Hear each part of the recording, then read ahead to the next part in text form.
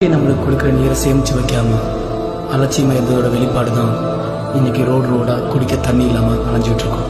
நீரின்றி அமையாது இவ்வுலகன்னு வலுவ பெருமாள் எழுதி வச்ச அந்த வரிகளுக்கு பின்னால இருக்க அர்த்தத்தை நம்ம உணரலன்னா நம்மளோட வருங்கால சந்ததிகளுக்கு இதுதான் நடக்கும்.